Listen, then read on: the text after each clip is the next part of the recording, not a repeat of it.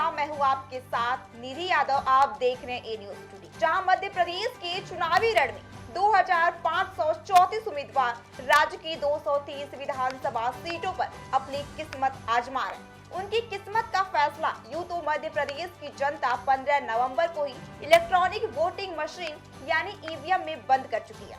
ये पेटियां 3 दिसंबर को ही खुलेंगी और बताएंगी कि मध्य प्रदेश में फिर से भारतीय जनता पार्टी की सरकार बननी है या कांग्रेस इस बार सत्ता के सिंहासन पर बैठने वाली है।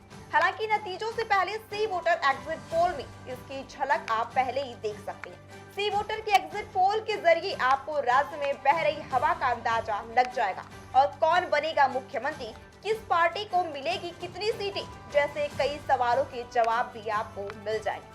मध्य प्रदेश में मुख्य मुकाबला भारतीय जनता पार्टी और कांग्रेस के बीच ही रहा। इस बार भी मुकाबला इन्हीं दो दलों के बीच है। हालांकि आम आदमी पार्टी, समाजवादी पार्टी और बहुजन समाज पार्टी समेत कई खिलाड़ी कई सीटों पर कांग्रेस और बीजेपी के बने बनाए खेल को बिगाड़ सकते हैं। मध्य प्रदेश के विधानसभा चुनाव में इस बार बीजेपी ने अपने मुख्यमंत्री पद के दावेदार का नाम नहीं बताया है। नई पार्टी ने ये दावा किया है कि वो जीतने पर फिर से शिवराज सिंह चौहान को ही सीएम बनाएगी। बीजेपी ने इस बार कई बड़े चेहरे को मैदान में उतारकर सीएम पद बने सस्पेंस को और भी बढ़ा दिया। मध्य प्रदेश में इस बार बीजेपी ने कद्दावर नेता कैलाश विजयवर्गीय के अलावा केंद्रीय मंत्री प्रहलाद पटेल और नरेंद्र सिंह तोमर को भी चुनावी रण में उतार दिया। कांग्रेस पार्टी की बात करें तो जीतने के बाद यहाँ कमलनाथ के हाथ में ही राज्य की कमान सौंपी जाएगी। कांग्रेस की तरफ से कमलनाथ के अलावा पूर्व मुख्यमंत्री दिग्विजय सिंह ने भी जमकर पसीना बहाया है। अब ये देखना होगा कि क्या कांग्रेस 2018 की तरह कोई करिश्मा दिखा सरकार बना पाएगी या फिर बीजेपी का कमल मध्य प्रदेश में खिलेगा।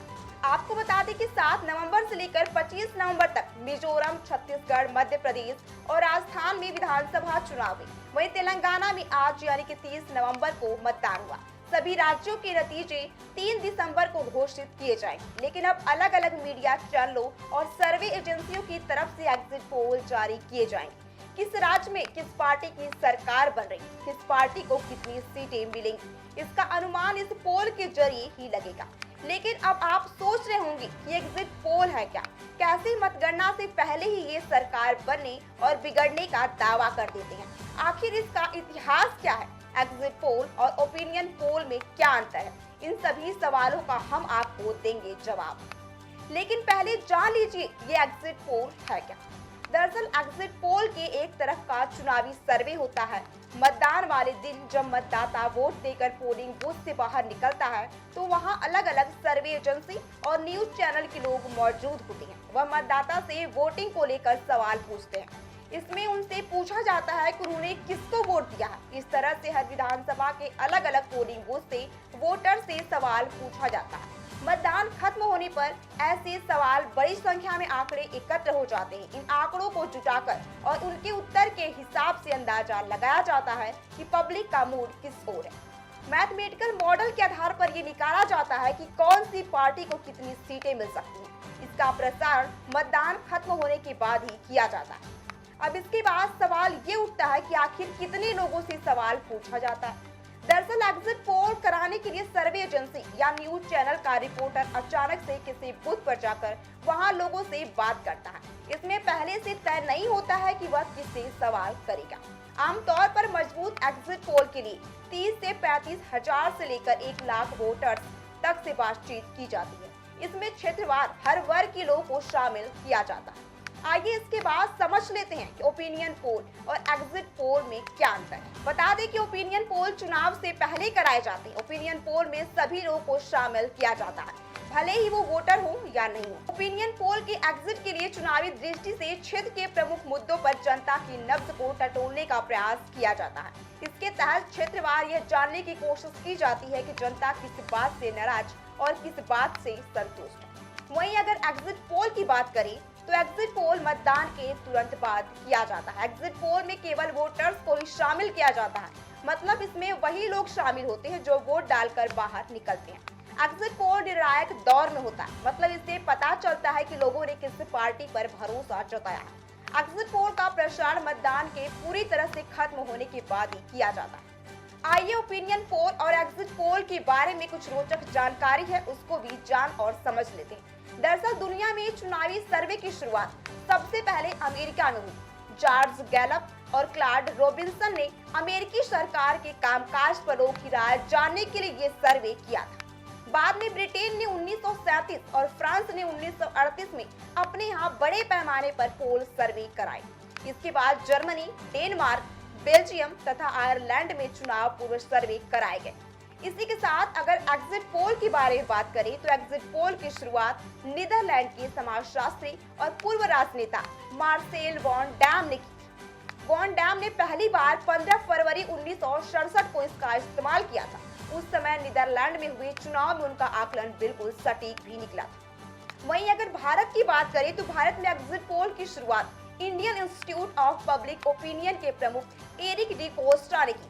1996 में एग्जिट पोल सबसे अधिक चर्चा है। उस समय दूरदर्शन ने centre for the study of developing societies को देश भर में एग्जिट पोल कराने के लिए अनुमति दी। 1998 में पहली बार टीवी पर एग्जिट पोल का प्रसारण किया गया था। इसके बाद आइए ये जान लेते हैं कि आखिर कौन कौन सी एजेंसी और चैनल सर्वे कराते हैं। इसमें Today Chanakya, ABP C Voter, News X Neta, Republic Jan Ki Baat, CSDS, News 18, IPSOS, India Today, Axis My India, Times Now, CNX शामिल। इसके आगे जान लेते हैं कि 2013 और 2018 में कितना सटीक रहा था एग्जिट पोल्स। दरअसल मध्य प्रदेश विधानसभा चुनाव के लिए एग्जिट पोल्स के प्रकाशन पर लगा प्रतिबंध 30 नवंबर को शाम 6 बजे तेलंगाना में वोटिंग खत्म होने के साथ ही समाप्त हो जाएगा। इसके बाद तमाम न्यूज चैनल्स और संस्थाओं के एग्जिट पोल्स भी सामने आएंगे। इस बार चुनाव बेहद गहमा गहमी भरे माहौल में हुए। राजनीतिक विश्लेषक भी दावा करने की स्थिति में नहीं है कि किसकी सरकार बनने जा रही है। इस वजह से एग्जिट पोल्स बहुत महत्वपूर्ण हो जाते हैं। उनका बेसब्री से इंतजार हो रहा। इससे पहले 2013 और 2018 में कुछ ही एग्जिट पोल सटीक परिणाम के आसपास जरूर पहुंचे थे। हालांकि उसमें मिले संकेत सटीक थे। 2013 में भाजपा की जीत और 2018 में कांटे के मुकाबला का अनुमान एग्जिट पोल्स ने सटीक लगाया। बता दें कि मध्य प्रदेश में 2018 के चुनाव में भाजपा कांग्रेस में करीबी मुकाबला रहा था। भाजपा का मतदान प्रतिशत कांग्रेस से बेहतर था। इसके बाद भी उसे 109 सीटों पर संतोष करना पड़ा। वहीं कांग्रेस 114 सीटें जीतकर सत्ता के करीब पहुंची थी। 7 सीटें निर्दलियों और अन्य छोटी पार्टियों की झोली में गई थी। बाद में निर्दलियों और छोटे दलों की मदद से कमलनाथ के नेतृत्व में कांग्रेस ने सरकार भी बनाई। हालांकि 2020 में ज्योतिरादित्य सिंधिया के नेतृत्व में कुछ विधायकों ने कांग्रेस छोड़कर भाजपा का दामन थामा और शिवराज सिंह चौहान दोबारा मुख्यमंत्री बने। इस बार भी मुकाबला कांग्रेस और भाजपा में बराबरी का ही नजर आ रहा। वहीं अगर मंत्रियों के द्वारा दिए गए एग्जिट पोल की बात करें तो मध्य प्रदेश विधानसभा चुनाव में अब की बार 200 पार की बातें करने वाली भाजपा चुनाव परिणाम से पहले ही 150 के अंदर सिमट सकती है।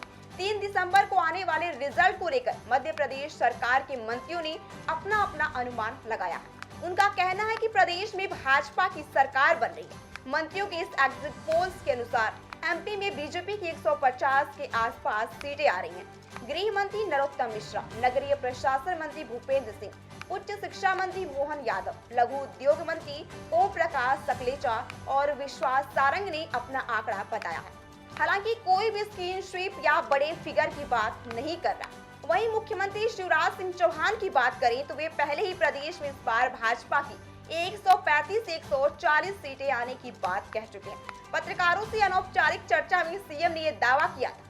मुख्यमंत्री ने कहा था कि उन्होंने 165 जगह सभाएं की है और लोगों से उन्हें जो फीडबैक लिया है उसके आधार पर वे ये बात कह रहे हैं। साथ उन्होंने कहा था कि उन्हें विश्वास है कि प्रदेश की महिलाओं को हर माह आर्थिक सहायता वाली उनकी लाडली बहना योजना चुनाव में भाजपा की जीत में बड़ी भूमिका निभाएगी।